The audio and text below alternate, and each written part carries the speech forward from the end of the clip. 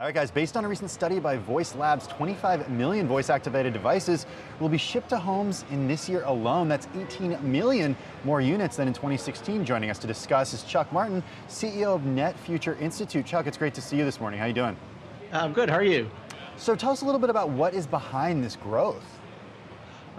Well, it's finally catching on. When you think about voice versus, say, typing with your thumbs, for example, it's actually much easier and it's more practical and functional for consumers. So it's taken a while because consumers, not everyone knows about it, so they have to hear about it first. And of course, some of these launched just before the Christmas last season, so there was a big rush during Christmas. That's why there's really an explosion in sales.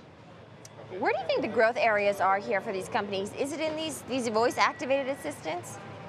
Well, voice, especially in millennials, there's some huge percentage, like more than a third of millennials use voice at least once a month, probably more than once a month. And what's happening is we're going from things like Siri and Cortana on mobile phones to Google Home and Amazon Alexa and devices like that. So what's happening is we're getting used to voice on the phone, and then we're going into the home with voice. And then what we're doing is we're starting to connect things to the voice thing. So we're going to the home and saying, Alexa, turn on. Hey, Alexa, turn on the lights, please.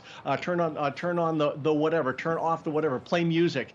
And what's happening is the consumer behavior is changing. That's what this is all about. It's about a transformation in consumer behavior driven by this new technology. Now, speaking of consumer behavior, Chuck, one thing that I found really interesting about this study is that only once a household actually buys one of these smart home devices, only about 11% will buy a competing device. Is that because of brand loyalty and a certain stickiness to that ecosystem, or is it because people don't really need more than one of these things? Well, it's a couple things. It's actually people getting used to saying, "Hey Alexa" versus "Hey Google." And I guess we should probably apologize to anyone who's watching that has an Alexa device, because we keep saying sorry. Alexa, oh my goodness. which drives me crazy at home when I'm watching something and someone says Alexa, because she gets very confused easily. Oh, I'm sorry, but I digress. I interrupted apologize to all you people out there. That's totally true. Oh, good grief. Anyway, so there's that, and then if you think of behavior of mobile phones, people have an iPhone, people have an Android phone, and they don't really switch because there's a lot of ingrained behavior in that, and you get used to one format versus another format. And for devices in the home, what happens is you start to connect more than one device. So these things start as a standalone device. So you might have an Alexa or home, and you just bring it in and you're playing music or something like that. Well, then you get a smart light bulb from a Philips or someone, and you connect that because they will connect with everything. And then all of a sudden you've got it running your camera in the front. So you've now got your home devices running your front doorbell, essentially your security camera and your lights, and all of a sudden you're going to say, "Well, that's my new hub. I'm not going to switch that out. It's too complex."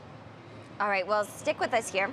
Our next segment, Perspectives on Agility, is sponsored by AT&T Business. AT&T helps your company sense and adapt to changes as they happen. And here with us is Chuck Martin, CEO of Net Future Institute. Chuck, how does real-time data impact the efficiency of your industry?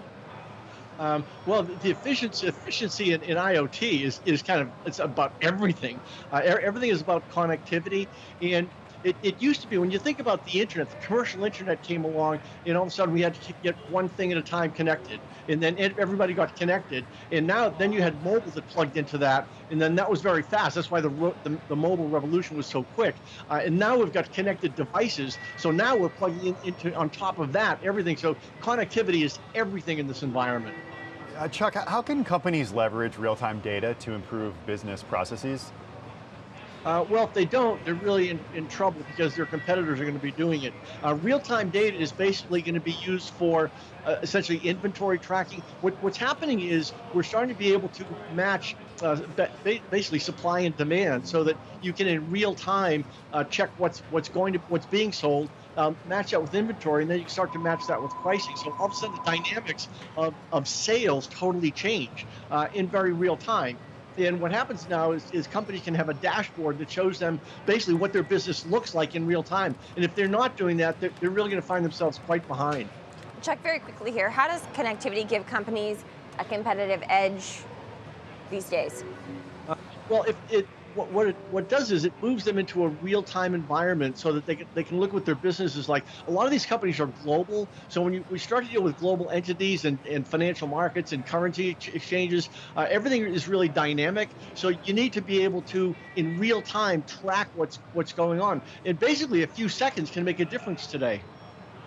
All right, well, Chuck Martin, CEO of Net Future Institute, thank you again for joining us on a very important topic here.